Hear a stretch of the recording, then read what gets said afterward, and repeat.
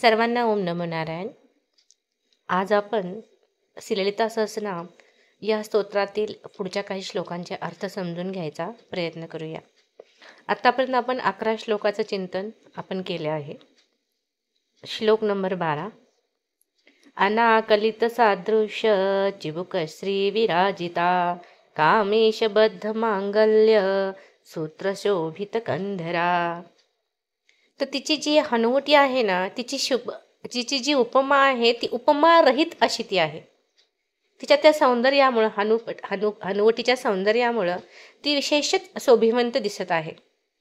तिचं सौंदर्य अतुलनीय आहे, म्हणजे जिची उपमाच होऊ शकत नाही अशी आहे. मुखरूपी गोल दर्पणाला जणू देठासारखी शोभणारी ही हनुवटी आहे. चिंचोळी हनुवटी हा जणू देठ आहेत व या देठावर कमलपत्राप्रमाणे उभे असलेले लंबगोल मुख हाच कोणी मुकुट आरसा अशी कल्पना श्री भास्कर राय करतात. तिच्या पतीने म्हणजे कामेशाने परमशिवाने तिच्या मानेभोवती तिच्या गळ्यात घातलेल्या मंगळसूत्राने तिची मान तिचा गळा अत्यंत सुशोभित असा झाला आहे. श्लोक नंबर 13. कनकांगद केयूर कमनीय भुजान्विता रत्नग्रैवेक चिंताक लोल मुक्त्वा फलान्विता. तिच्या चारही भुजामध्ये बाहूत मोत्याचे अंगद केयूर घातल्यामुळे तिचे बाहू अत्यंत सुंदर आणि शोभिवंत असे दिसत आहेत. बाहू हे एक प्रकारचं दंडात आणि दंडाभोवती घालण्याची वाकी अजूनही काही ठिकाणी रूढ आहे.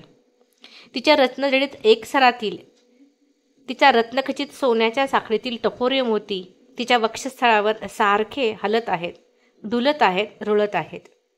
भास्कर रायांनी याचे चिंतन फार सुंदर असं केलं आहे की स्वर्ण अंगद म्हणजे ते सुवर्णामध्ये ते मोती आणि ते सगळं जे बाजूबंद आहे ते सुवर्णाने मडवलेले आहेत, त्याचा आकार गोल आहे. याचं वर्णन ब्रह्मइतर पुराणामध्ये 7व्या अध्यायामध्ये दिले आहे, शिवध्यान या प्रकरणामध्ये. आणि गळ्यामध्ये तिच्या रत्न आणि स्वर्ण यांचा हार आहे आणि त्यामध्ये असे चमचमणारे मोतीही आहेत जे चमकत आहेत. अथवा असं बी म्हटलं जातं, भक्तांचे एक 3 प्रकार यामध्ये थोडेफार वर्णन करतात त्या ठिकाणी.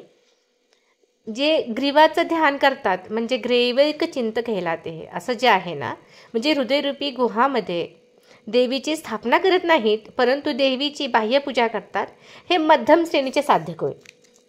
मोती झुलत आहेत याचा अर्थ काय? भौतिक कामनामध्ये बंधनात पडलेला साधक. अग्निपुराणामध्ये लोला याचा अर्थ परिवर्तन आणि कामना असं म्हटलं गेलं आहे. असे साधक निकृष्ट श्रेणीचे मानले जातात. आता तिसरा जो आहे मुक्त आणि सर्वश्रेष्ठ उपासक, तो साधक कोण? तर यात वरच्या 3 श्रेणीमध्ये जो येत नाही, या साधकामध्ये आपल्या मनामध्ये त्याच्या कुठलीही वासना कामना त्यानुसार, म्हणजे याचा अर्थ जे वेगवेगळे साधकांचे वर्णन केले त्याला आपापल्या इच्छेनुसार आपापल्या वासनानुसार आपापल्या कामनेनुसार देवी त्याची मनोकामना पूर्ण करते, त्याचं फळ त्याला मिळतं. परंतु या सर्वामध्ये सर्व वासनांशी मुक्त कामनांशी मुक्त असा जो साधक आहे तोच सर्वश्रेष्ठ उपासक असा मानला जातो. कामेश्वर प्रेमरत्न मणिपती पणस्थनी नाभ्याल बाल रोमाली लता फलकुचद्वयी. आपला पती जो कामेश्वर याची प्रेम जणू एक अमोल रत्नच आहे आणि या रत्नाच्या प्राप्तीखातर त्या रत्नाच्या लाभास्तव तिने दिलेले मूल्य म्हणजे तिचे उरोजोदय. तिच्या खोल नाभी प्रदेशातून वर असलेल्या रोमलतेप्रमाणे लागलेली 2 सुरेख फळे म्हणजेच तिचे उरोज म्हणजे स्तन होय. देवी सर्व रूपामध्ये अत्यंत सुंदर अशी यामध्ये त्याचं वर्णन आहे. श्लोक 15. लक्ष रोमलताधार तासमुन्नेय मध्यमा स्तनभार दलन मध्य पट्टबंद वलित्रया. आणि या लता सदृश्य असलेल्या रोमावलीवरून तिच्या कटिभागाचे अनुमान आपणास करता येते. रोमलतेवरून मध्यम कटिभागाचे समर्थन केले जाते. रोमलतेच्या खुणेने रोमलतेच्या आधाराचे अनुमान केले आहे. हा एक काव्यलिंग अलंकार होय. तिच्या 2 उरोजांच्या ओझ्याखाली वाकत असलेल्या तिच्या कटिप्रदेशाला, तिच्या कमरेला, तिच्या उदराच्या त्रिवळीने तयार झालेल्या पट्ट्याने ती कटी अधिक वाकू नये, लवू नये म्हणून तिला आधार दिला आहे. तिचा सोन्याचा कमरपट्टा तिच्या कमरेला, तिच्या कटिभागाला सावरून धरत आहे. कारण तिच्या उरोज भारामुळे तिची कटी लवलेली, वाकलेली आहे. या सोन्याच्या कमरपट्ट्यामुळे तिच्या वक्षस्थलाखालील उदराला असलेली त्रिवळी दृश्यमान होत आहे. श्लोक 16. अरुणारुण कौस्तुंभ वस्त्रभास्वत कटितटी रत्ना किंकिनिकारम्य रशनादामभूषिता. अरुणासारख्या लाल रंगाच्या कुसुंब्यांनी लाल झालेली केशरी रंगाचे वस्त्र तिच्या कटिप्रदेशाला गुंडाळलेले आहे आणि रत्नघटिकांनी आरासलेल्या सुंदर कमरपट्ट्याने ती विराजमान झाली आहे. रत्नाची घुंगुरे लावलेल्या सोन्याच्या कमरपट्ट्याने ती अधिकच सुंदर दिसत आहे. श्लोक 17. कामेश ज्ञात सौभाग्य मार्दवोरुद्वयान्विता माणिक्य मुकुटाकार जानूद्वय विराजिता. तिच्या उरोजद्वयाचे सौंदर्य आणि कोमलता, त्या उरोजद्वयाची समता, मृदुता केवळ तिच्या पतीला कामेशाला, कामजेतेलाच काय ती माहीत असणार. अभिन्न अखंड माणिकाच्या तयार केलेल्या मुकुटाप्रमाणे तिचे गुडघे शोभिवंत दिसत आहेत. मुकुट म्हणजे मुकुट. श्लोक 18.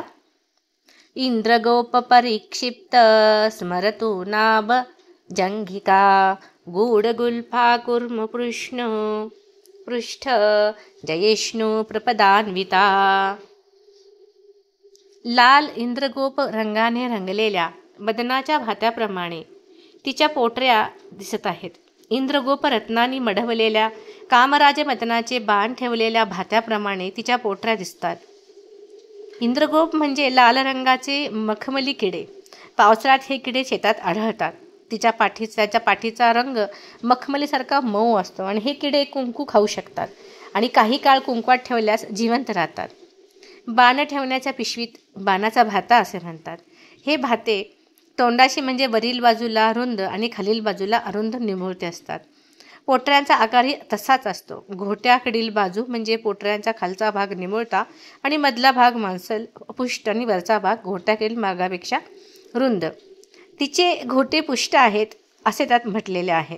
तिच्या पावलांची कमान कासवाच्या पाठीशी जणू स्पर्धा करीत आहे. कासवाच्या पाठीप्रमाणे तिच्या तळपायावरील कमान उठावदार अशी दिसत आहे. श्लोक 19. नख दिदिति संछन्न नमज्जनतमो गुणा पदद्वय प्रभाजाल पराकृत सरोज रुहा. तर तिच्या चरणाची जी तिची नखं आहेत ना, त्या नखातून असा तीव्र प्रकाश असा बाहेर पडतोय आणि त्या प्रकाशामुळे साधकाच्या जे अज्ञान आहे, अंधकार आहे, तो दूर होत आहे. त्रिपुरा सुंदरीच्या साधकामध्ये ब्रह्मा विष्णू हे सुद्धा येतात. ब्रह्मा विष्णू हे सुद्धा मा त्रिपुरा सुंदरीची पूजा करतात, आराधना करतात.